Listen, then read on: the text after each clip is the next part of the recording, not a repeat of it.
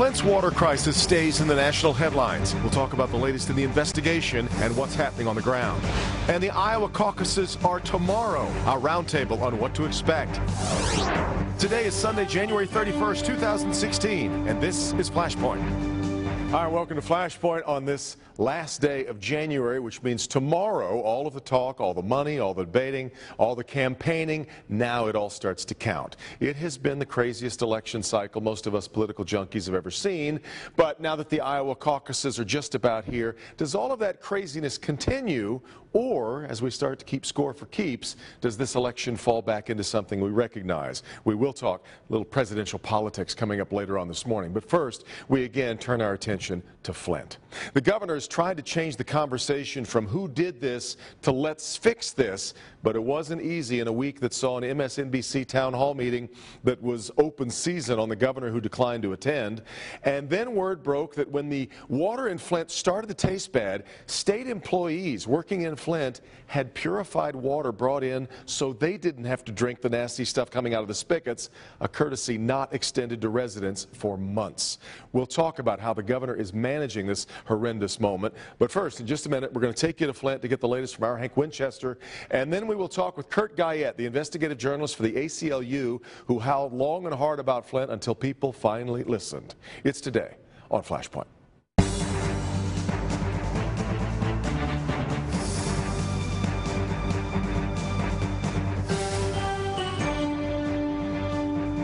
Now let's start off this morning by checking in on the city of Flint. It is interesting. It was another whirlwind week. There's so many developments, and yet we're left with the truth that we still have no idea when Flint residents will be able to trust the water coming into their homes. Our consumer investigator, Hank Winchester, has pretty much moved to Flint, and he's with us now this morning. Hank, that truth that I just spoke of, that these endless safaris to get bottled water really have no end date. Where's the frustration level on that now in Flint?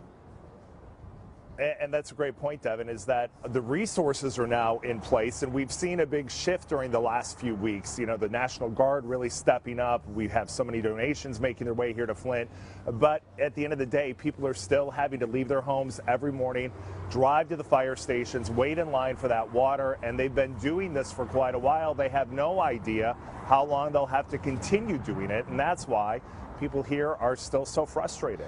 A point that I raised with the governor this past week, Hank, I'm surprised that the organizations like Channel 4 and many others who are doing what they can to get water shipped into Flint, I'm really still surprised that that is even necessary. You would think that by now the government would be flooding Flint with more water than they know what to do with. How necessary is this donated water, and how much is that still needed there?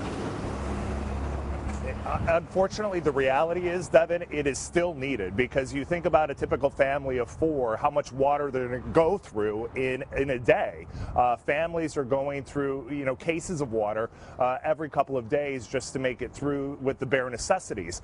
You mentioned a very good point, though. I think when we had the news that the National Guard was moving in here, I just assumed that there would be, trucks on every corner, helicopters dropping water from the sky. It was very different than what we saw in the first phase of it.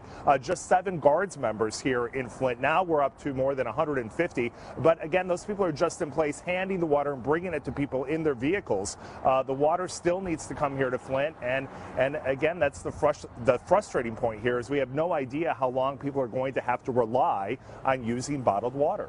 After watching, Hank, the MSNBC town hall meeting the other night, I think it's pretty clear the governor would not be getting high marks yet for even responding, never mind going back to how all of this started to happen.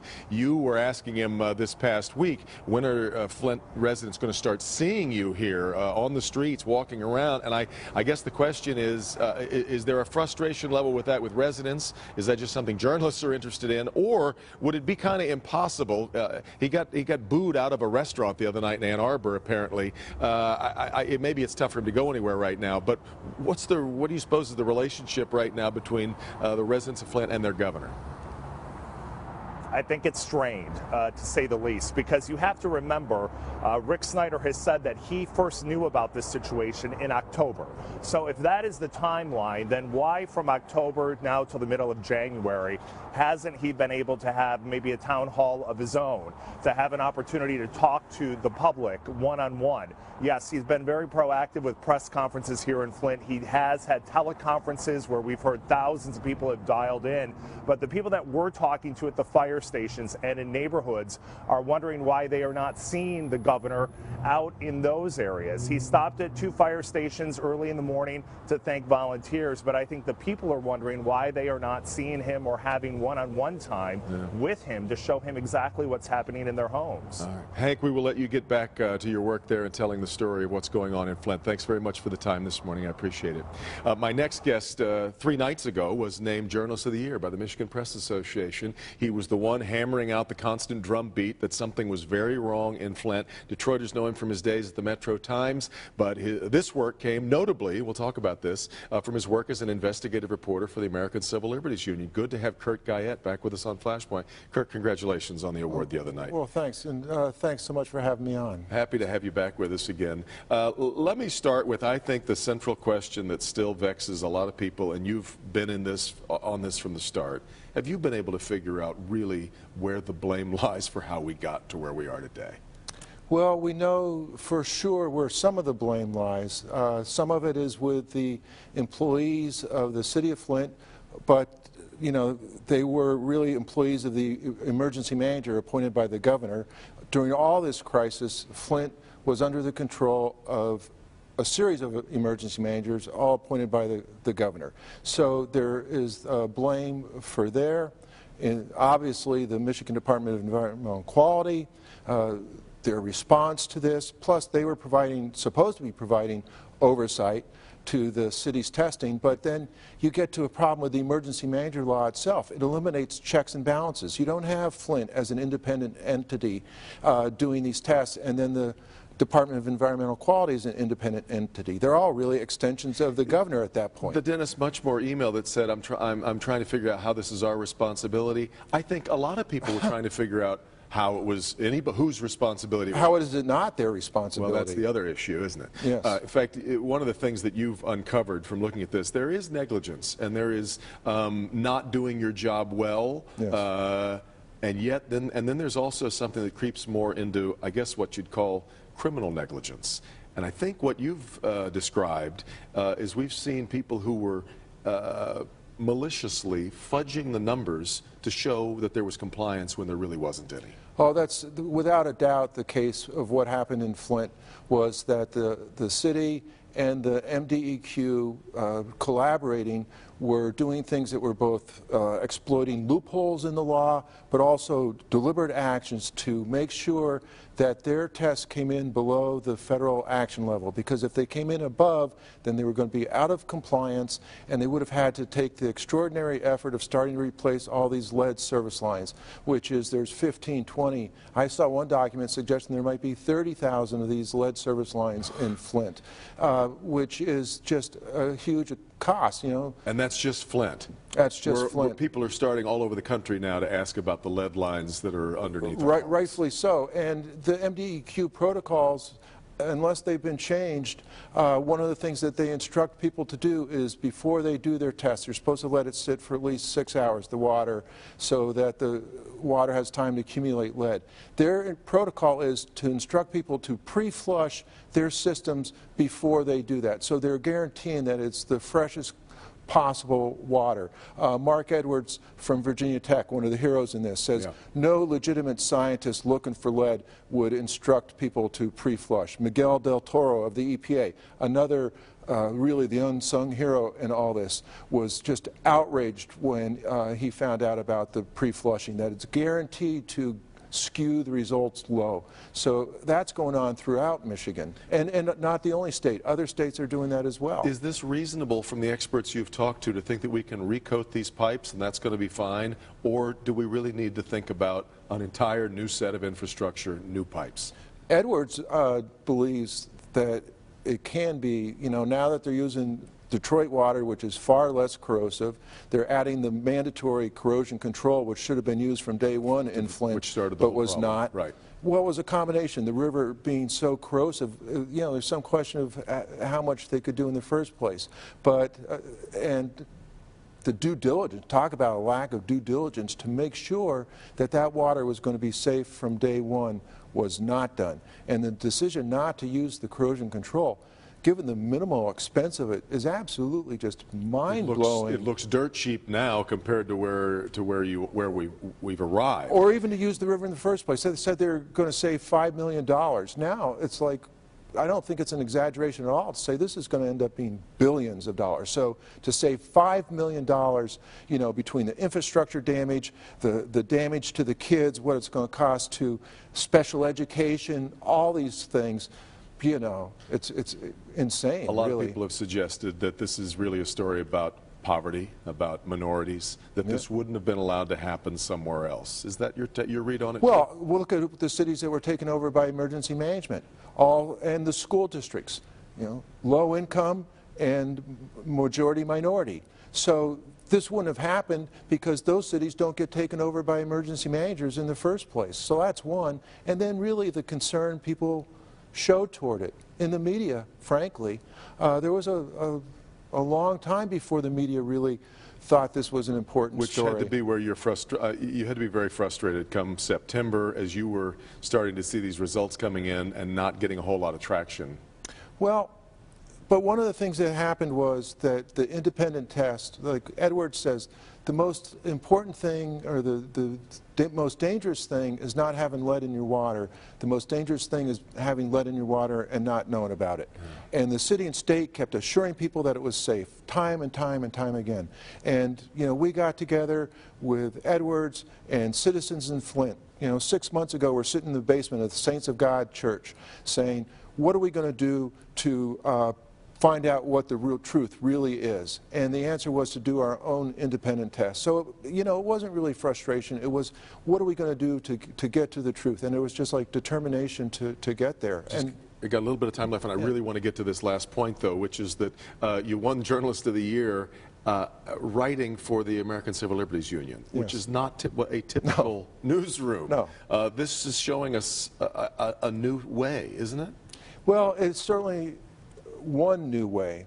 One of the reasons that they did this was because they saw what's happening to investigative reporting. You know, when corporate media cuts back, investigative reporting is often the first thing on the chopping block because it's the most expensive. True. Yeah, it is. But we know it's true. Yeah. And so they saw this void and they thought, how can we do this? And they got a grant from the Ford Foundation and hired me to see where it would lead. And we never thought it would lead to uncovering a lead and water scandal, but that's where you go, where the story takes you. Kurt, I've always admired your work, and Oh, obviously this is really terribly important work that you've done here. Congratulations again on the award. Thanks so much. We'll be reading your work here going forward as well. We'll come back, we'll bring in the roundtable. This is Flashpoint on Local 4. Well, there is the nuts and bolts of managing a crisis, and then there's also crisis management in the political sense. Let's talk about both of those as far as Governor Snyder's performance with what we're seeing right now and happening in Flint with this morning's roundtable. Good to have Adolph Mongo, political strategist, back with us, a political commentator for the Detroit News. Kathy Hoekster's with us again, a columnist for the Detroit Free Press, Rochelle Riley, and political strategist Paul Welday. Paul, let me start with you, and how you think the governor is managing here so far. He had a bath the other night from MSNBC, was invited to show up, didn't. Was that the smart thing? Listen, I think he's probably a C+ or B- at this stage of the game. I mean, I think, frankly, he put so many eggs in the state of the state when he really came out with his position on this issue, where I think that had he gone to Flint itself and delivered that portion of the speech from the steps of the Flint Water Board or the Water Authority, it would have maybe had a different character. And I know he's trying very hard, and I know that his people are also very diligent, but the onslaught is really coming at him fast and furious. Adolph, when we asked him last week about getting out and really seeing the people, he started talking about doing teleconferences, which seemed... Who's advising him? You know what? He could have went to Flint and sat in a restaurant and had a hamburger, a hot dog, and drank some water.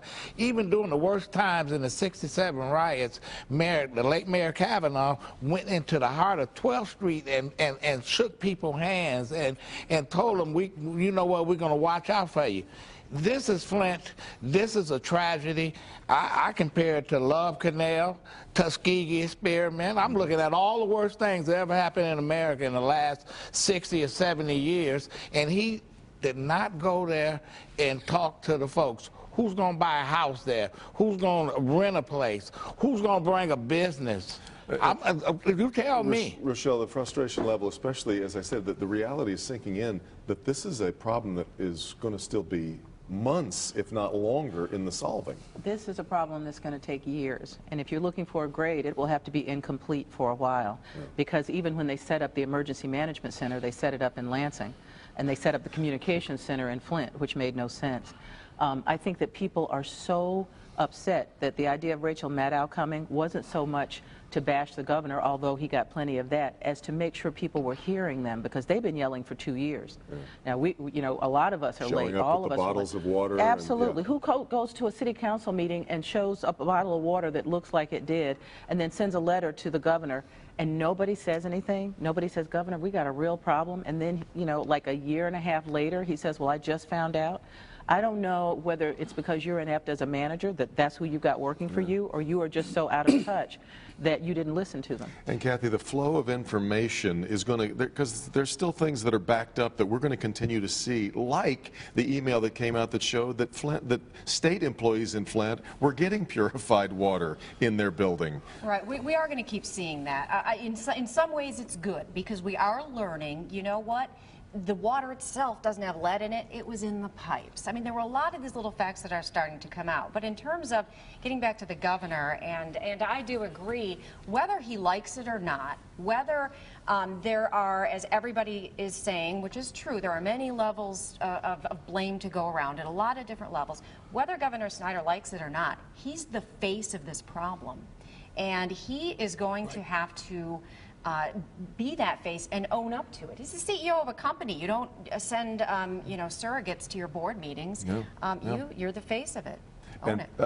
I asked him, Paul, last week whether or not he was thinking at all about his legacy, because there have been, you'd have to really be, you know, in a calcified position to not give him credit for, say, the Grand Bargain. No things question. like that. Right. New bridge, on and on. But this, he's done a lot of good, but this really overshadows that. The moment, right? Yeah, and people look at, well, what have you done for me lately? And this is what they see.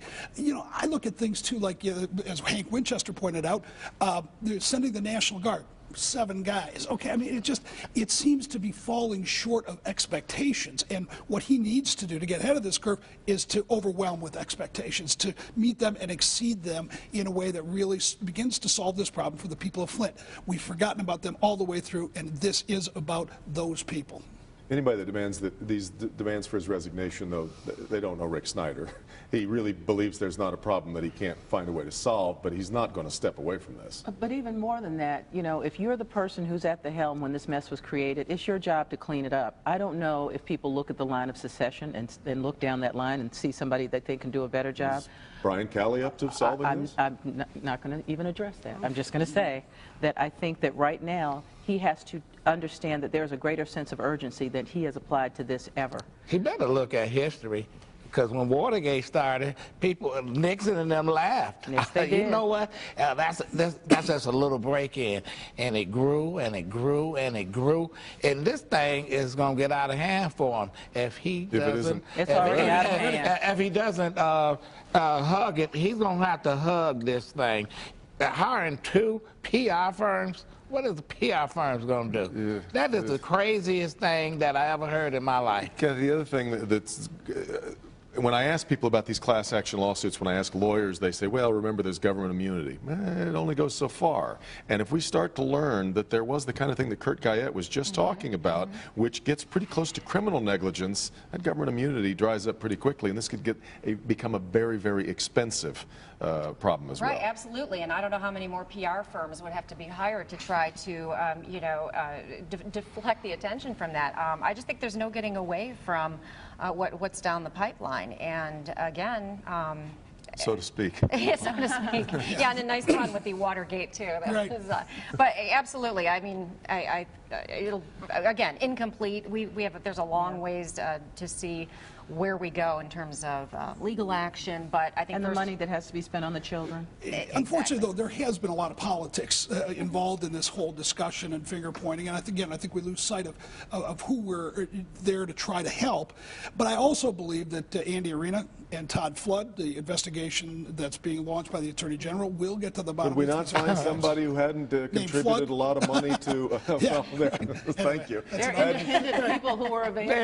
They're not independent. No, Shooty they are. running for governor. They're not independent. They need to bring somebody from the outside Absolutely. to look at this and not. You and don't not, know these guys. I These know guys aren't Todd going to Flood. give you. I know who they are. They're going to give a straight. Listen, but they're who they work analysis. for. They work for Bill Perspective is Shooty, reality. who's running for People governor. want Bill Shooty's running for governor. The optics are important, aren't they? They At a are time like important. this, Todd Flood has given a lot of money to Republicans. Well, he's also given it to Democrats. I think he gave Not it to near as Jennifer much. Granholm. Well, Not what near is as it? I much. mean, you have to give an equal amount in order to have No, credibility. find No, I somebody don't who hasn't think given so. any money to any politicians think who so. actually does this for a living. I don't think that's the issue. We have people here that are credible, that can give a good report, and I think that that's It's not the gonna issue happen. for you. It's It's the more issue than for a good residents. report. Understand. They're going to have to fix the problem. I got to That's get right. to a quick break. We come back, we'll get you set for the Iowa caucuses. Those are tomorrow. This is Flashpoint on Local 4.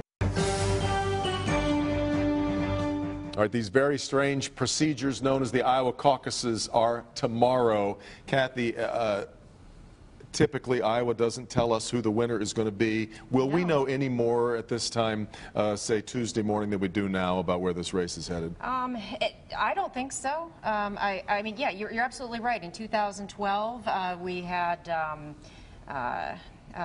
Huckabee won once upon a time. Huckabee won in 2008, and Giuliani was leading just a couple days out. Yes, and the same thing, Santorum was leading, and we had. I don't even remember who's winning, but anyway. But the person who was clearly ahead in Iowa, just a couple days out of the caucus, did not get the Republican votes.